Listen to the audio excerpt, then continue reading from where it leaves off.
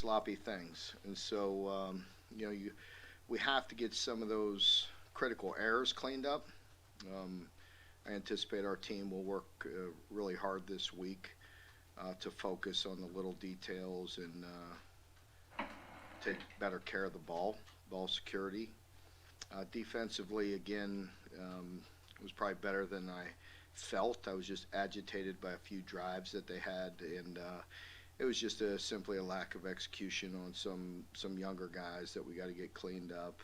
Started the game really fast, like we wanted to defensively. I think first four were three and outs or one and out with the pick six, and then they had a couple drives for field goals that were kind of aggravating. That just with our execution, and those are things that we got to continue to hone in on. Offensively, really felt like we did what we wanted to do, with the exception of some ball security in a few plays. So we got to continue to get better. As I mentioned post game, I felt really good about our team and the way we've been preparing the past several weeks, and I feel like we're on the verge of really getting better in a lot of areas. And we want to do that this week. No better way. It's the last game of the year, so we better get it fixed quick and have a really good opponent. And looking forward to the rivalry game. Big challenge going on the road, and the way they're playing. Certainly with Malik, he is a dynamic playmaker and a guy that can hurt you with his legs and with his arm. And you could see his comfort level. He's getting more and more comfortable with every game, with every opportunity, and that experience is paying off for him. He's really playing exceptionally well and making people around him better. So they're better in all areas than the last time we played them. A good dose of our team. The past two classes haven't played Louisville, so this rivalry needs to be introduced to a few of our players that haven't been exposed to it, and it's a totally different team than 2 years ago. How do you introduce the young guys to the rivalry? We'll have some ways. We'll show them some things. Yeah. Is there more excitement in play last year? Pardon me? Is there more excitement just because you guys I don't know. We'll see. Hopefully there will be. But again, two classes haven't played this game yet, so they don't understand it yet. It feels like the last couple times y'all played ACC teams that have been really physical games, really cranked up the physicality. Is that the case where you are emphasizing that more?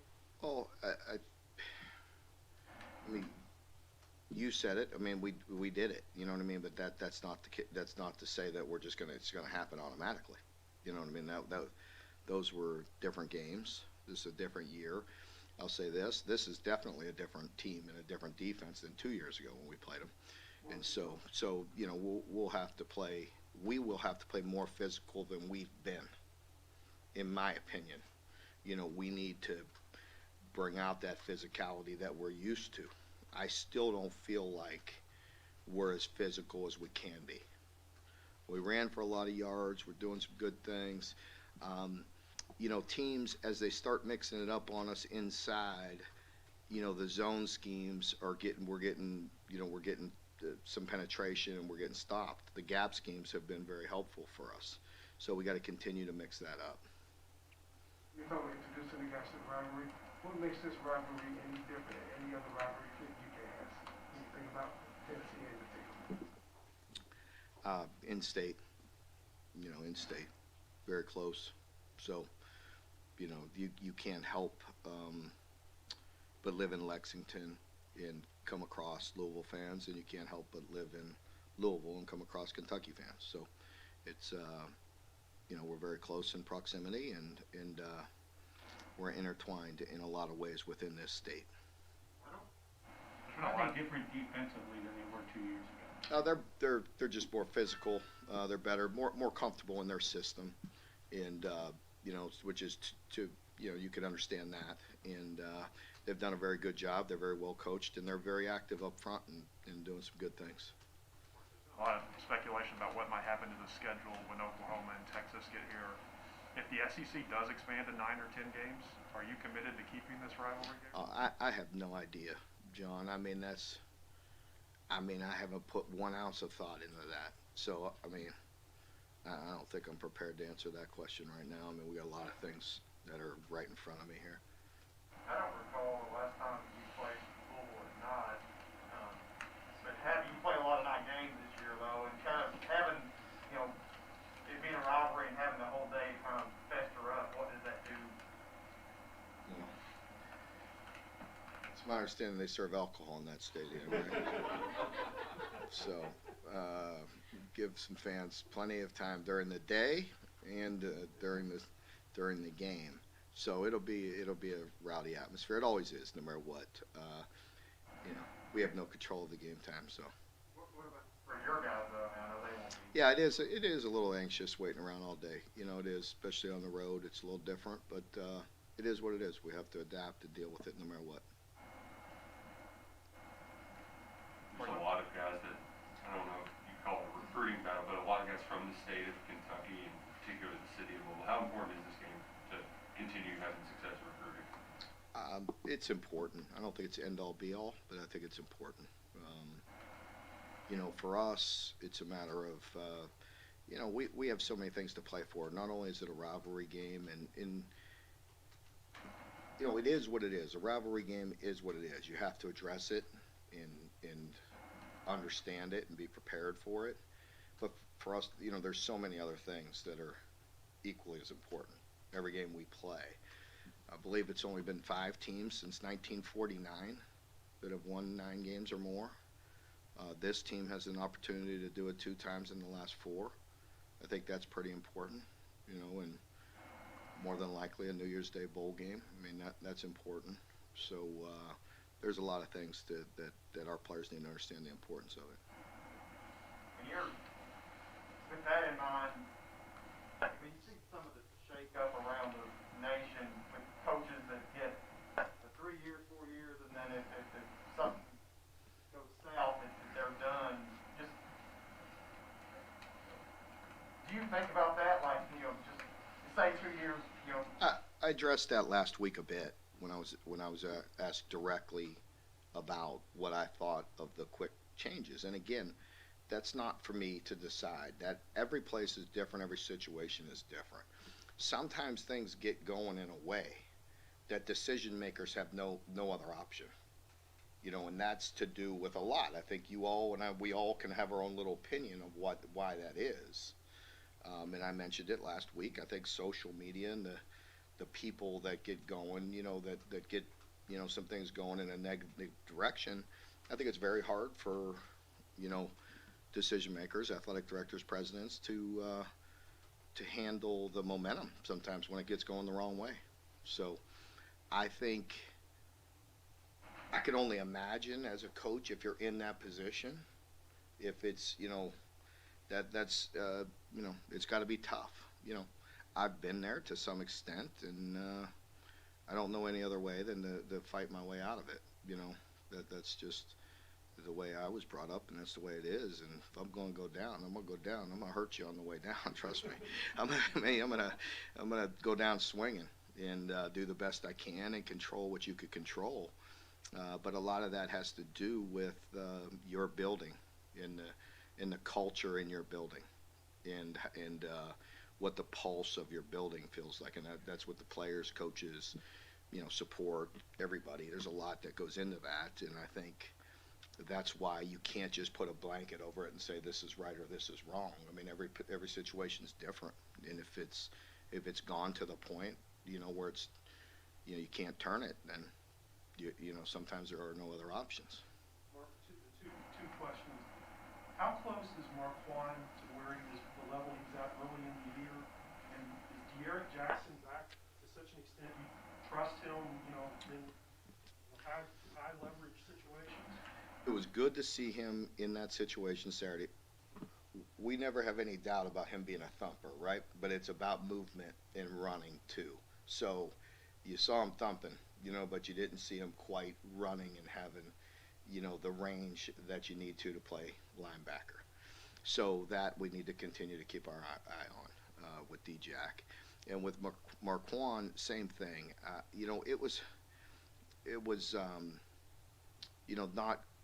still bothering him a bit last week, and you could tell by the way he was playing with the way he was anchoring and hopefully he'll feel better this week.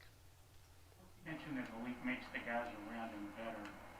What about the weapons that he has? The running game, Yeah. second pass receivers. What about those guys?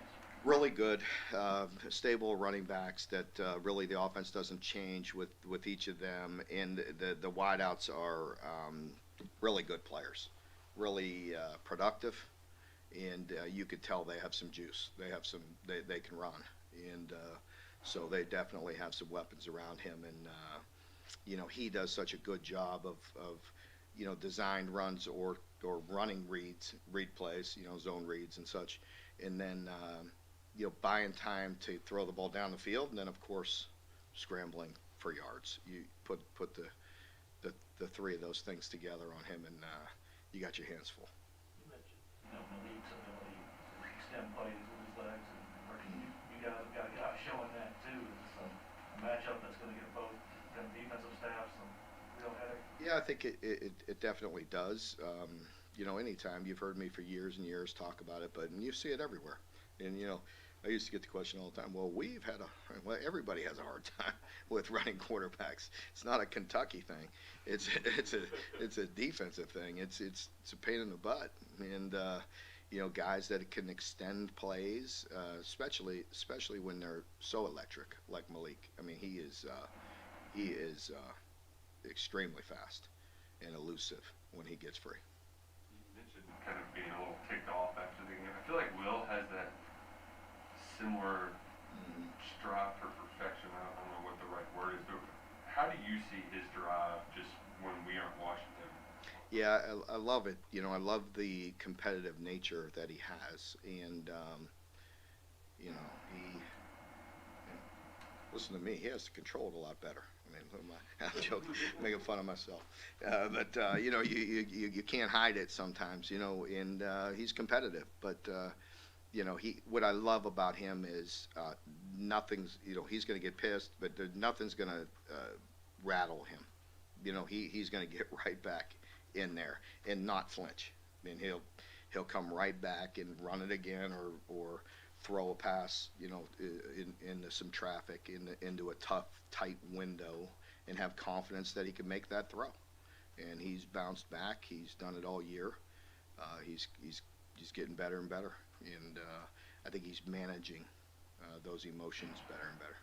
Talk a lot about developing guys, getting them ready for the next level. One of your former players, Landon Young, made his first start yesterday for the Saints. Just what does that say about, as a rookie, you develop guys, they're ready to go when they need to be called, from season one? It says a lot. I'm so proud of him. I knew that he would play in the NFL for a long time, and no matter where he was drafted, no matter what round, I think the Saints are very smart with drafting him where they did. And I got a message from his father, Randall, the night before that he was making his first start, and he was very excited and happy. And unfortunately, I was working. I didn't even get a chance to see it, but we're proud of him, and it doesn't surprise me. I feel like he's a guy that'll play in the NFL for a long time. After the game Saturday, that Louisville didn't really recruit him at all. That's been a topic of conversation for their fans about in-state recruiting. What do you just see as the kind of general state of recruiting the high school players? I have no control over really what what they do as far as who they pursue and who they do not. And that has no effect on me at all. We do what we do, and maybe we have something to do with the outcome of certain recruits, but we've done very well, but we haven't been 100%. They've beat us as well a little bit, and we want to get the ones we're shooting for. So in-state's important. It always starts with us in-state, and we pride ourselves on getting out there and hitting the pavement and getting to know guys early and trying to identify them and get on them. But I don't know. That's their issue, whether they did or didn't. On that note, I think Wandale, he's a guy that you build this big relationship with, and it doesn't work out the first time. But guys like him, though, I know it's not just building relationships with guys in the state, but how much do those guys in particular that maybe get away, when it comes time, if they're kind of rethinking things, That's the way we've always done things. We've done that before we knew anything about this thing called the portal. You know, that's just the way we built our relationships, and we're that way. And give them a handshake and wish them the best. I mean, it's still, I can't act like it doesn't, you know, aggravate, you know, or hurt you, you know, or bother you. I was going to use the word pissed off again, but I've been using that a lot. You know what I mean? But when you don't get a guy, I mean, it's still, you know, recruiting is personal. Anybody that says it's not, you know, that they're not working at it, because when you spend years building a relationship and years and time away from family and doing things to build those relationships, get those kids, I mean, it's competitive, and you want to land them. Just speaking of generally, there's only a couple weeks left till signing day. How do you think this group you're kind of teeing up can stack up some of your other prospects? I think it's going to be dynamic. I think it'll be a little lower in numbers. You know, you do have to keep some room with the portal and with guys where you feel like you need some plug and play guys. And so, you know, development, recruiting in high school, recruiting and developing those players will always be the lifeblood of our program. But you have to also manage your roster.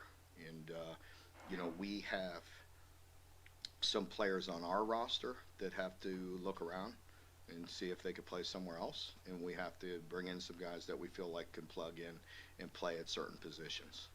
That's just the way it is now. Recruiting, what's your message to guys right now as your name keeps getting attached to other jobs out there? I mean, my relationship is strong with the prospects, and it always will be. And you know, I can't control that. I have no control over that. I'm not, you know, I don't want that out there. I don't want that distraction. I don't ask for that. As I mentioned jokingly weeks ago when somebody mentioned that, I mean, I'd rather it be that than you guys all talking about when they're going to fire me. You know, so I could only control, you know, trying to win and build a program here. And I think we all can understand, I've been nothing but committed to doing that here and plan on doing that. Well, you're recruiting yourself in the football program. Good. I'm sorry. He's been waiting. John. Yeah.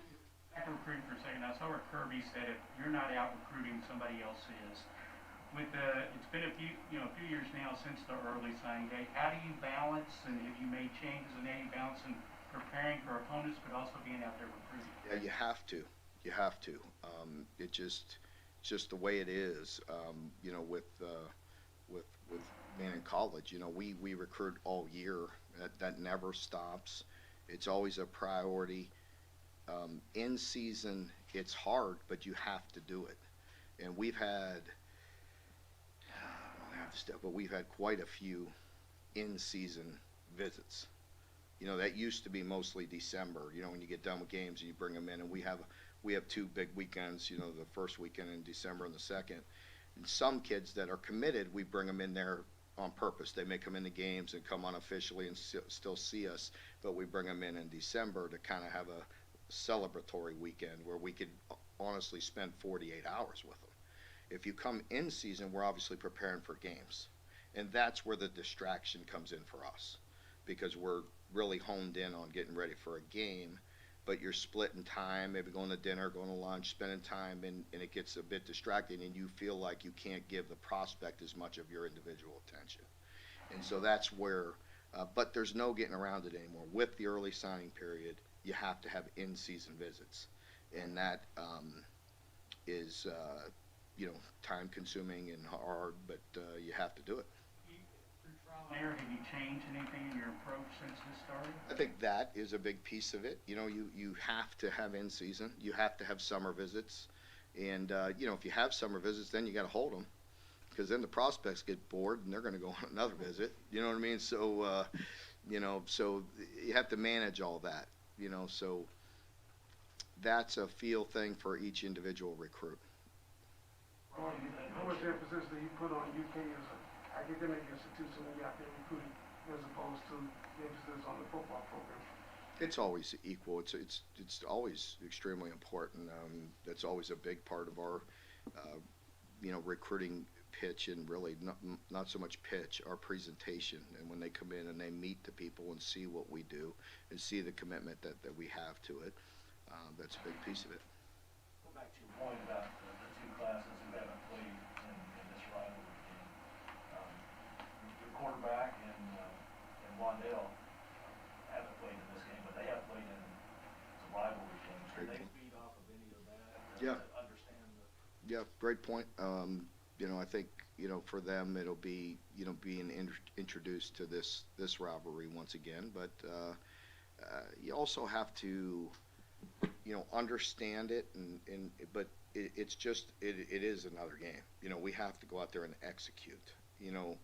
As I've mentioned many times, everybody wants to win on Saturday. So, like, being all mad at Louisville isn't going to help us win the game. Our preparation this week and being very detailed and prepared for the game, and then going out and executing, that'll help us win the game. So, showing up and rah is only going to get you so far. It's about how if you're that motivated, how motivated are you today and tomorrow, when it's a heavy Tuesday practice and it's physical and it's hard and we're banging. How dialed in are you going to be on Tuesday and Wednesday, and keep it that way the whole week? What does this week always being the Thanksgiving week, how does that affect preparation, just over the years, kind of from what you've observed over the years? Not much, other than we'll get done a little earlier on Thursday than we normally do, and that's our walkthrough day anyway. So, for the coaches, I wouldn't say all the hay's in the barn by Thursday morning, but 95% of it better be in the barn. So there's tweaks, there's things we do all the way through, and really just maybe dressing it up, refreshing, having the players completely understand, things. That's why mentally it's so important on Thursday and Friday. But a lot of the physical things and all the game planning is done Sunday, Monday, Tuesday. And, some third down tweaks and things go into Wednesday night as well. And then we brush it all up Thursday and Friday. So it doesn't have to change it too much for us. As I mentioned before, we try to, the coaches have players over their homes Wednesday night just to spend time so the players can feel some, get a home cooked meal and spend some time with families. And then Thursday we have a big dinner together. And then, like I said, most of them hopefully go home and get some rest. Mark, since Eli Cox got hurt, how have you evaluated playing Austin? Austin has done some really good things. He's really physical at times, and he's good at certain, certain blocking schemes, and sometimes, things are challenging, but that's no different than a lot of our offensive linemen. You know what I mean? Depending on certain islands you have to be on with very good and athletic people, could be tough matchups at times, depending on what's coming at you, what blitzes, what pressures, certain one-on-ones are hard on a lot of people.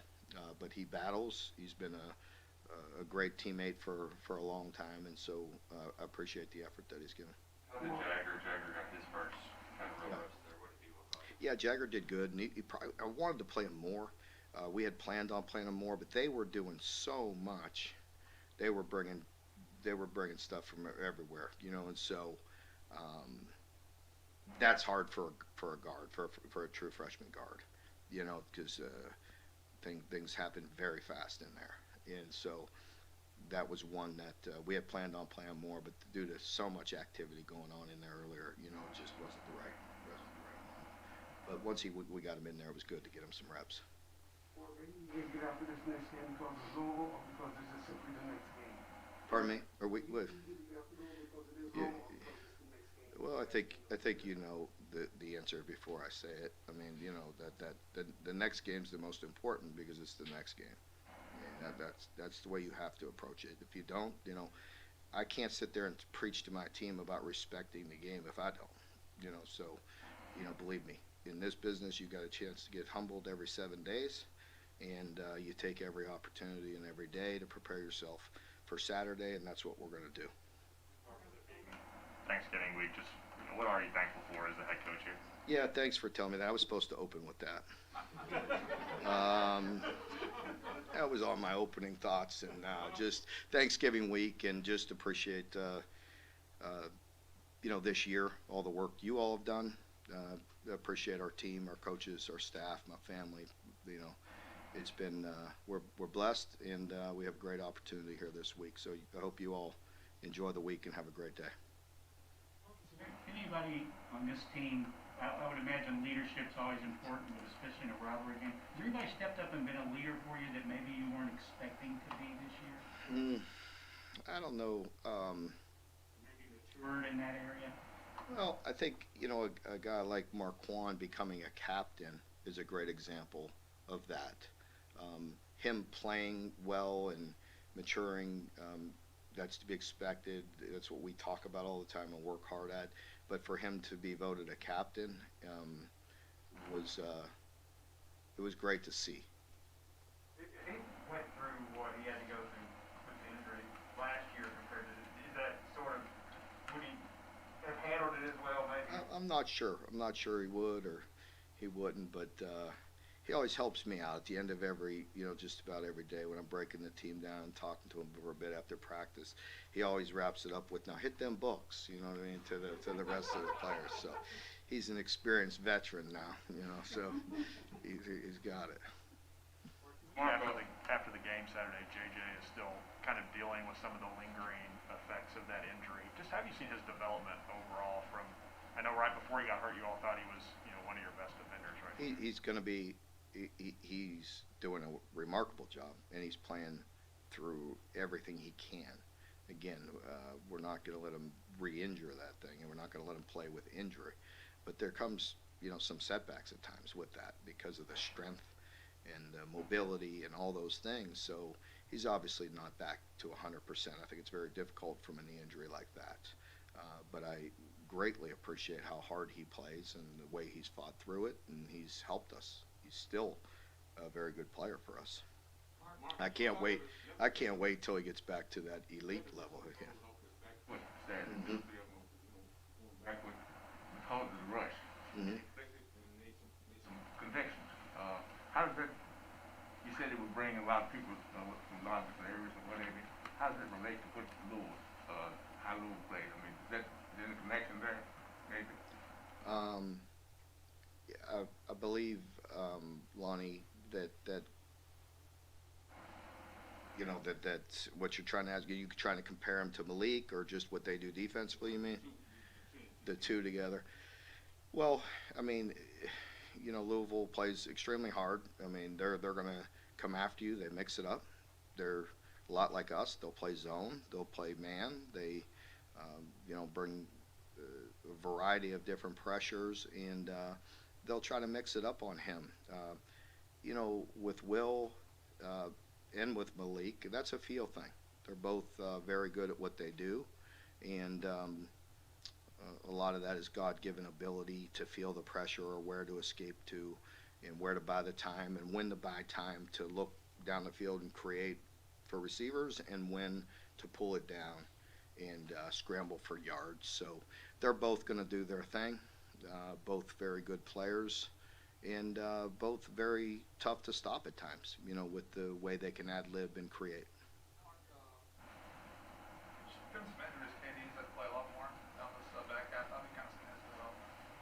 Yeah, KD's doing some good things. He's another young man that you hear me talk often about, like a broken record, but reps and experience is very important to him. The more he gets, the better he's going to get, and so he's a guy that we got to continue to get as many reps as we can. And but he does have some ability. Mark, you've talked about turnovers off and on all year long. Here you are going into the 12th game, still dealing with it.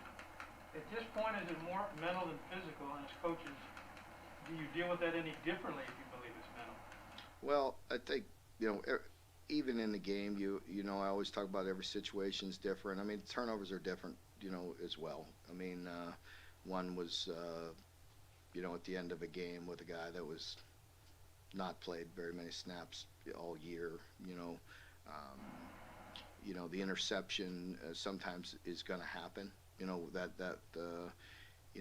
was a play earlier where we talked about it. We were like, put it on him. Well, he put it on him the next time, and the defender made a nice play and undercut him. And And then with the fumble with Chris's, again, I'm not going to overthink it because I know Chris, he's mature enough to understand. You know what I mean? And he'll get coached by Coach Settle and Liam and all the coaches, and we'll get it corrected, and he'll be dialed in. I can promise you that, and he'll get it fixed.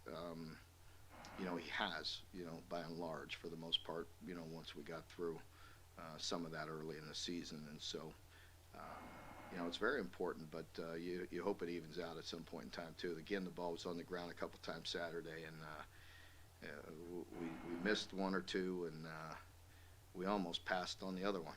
So, Saturday's game, what was the big factor you think that played a role in you guys winning? pardon me? What was the big factor that played a role in you guys winning this past Saturday?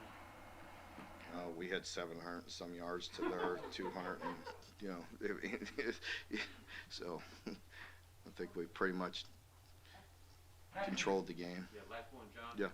Back to the turnovers for a second. I'm showing my age here, but I can remember when defenses didn't grab and punch the ball because the main thing was to get the guy down, and they thought that would give up extra yards if they didn't do it. Now everybody punches at the ball, grabs at the ball, especially when the guy's got a fumbling history. When did that change, and what do you think? Yeah, it still doesn't, you know, change, John. I think there's a time when you could punch and strip or try to do both, and there's a time when we're still coaching that, like, get the man down. Like, don't try to strip and give up 5, 6, 7 extra yards. You know, there's a time and a place for it. And so we all coach the punch, the strip, but you can't, like I tell the players, there's so many different situations. You can't possibly teach them every one of them. You know, they have to have some football IQ and understand, you know, when that time and place is. Now, there are players that hold the ball loose, you know, in certain times, and we do address that and talk about that. And as we tell our offensive players, when you're putting the ball on the ground, what do you think every opponent is telling them? Every opponent is sitting there talking about how they're loose with the ball. So we better get it coached up, and they got to get it fixed. They got to execute it. And so, and then, you know, with your question, I believe there's times, you know, when you're held up, when you got a guy held up, you always want the second man through to strip or try to punch it out. And sometimes in the open field, you'll see that because you see a guy running with the ball loose instead of high and tight, you know. So it's just, you know, a lot of it is just being a ball player. A lot of it is obviously coached, but it's instincts in being a ball player as well. Okay, folks, thank you very much. Appreciate it. And reminder, tomorrow will be Coach White and Coach Cohen.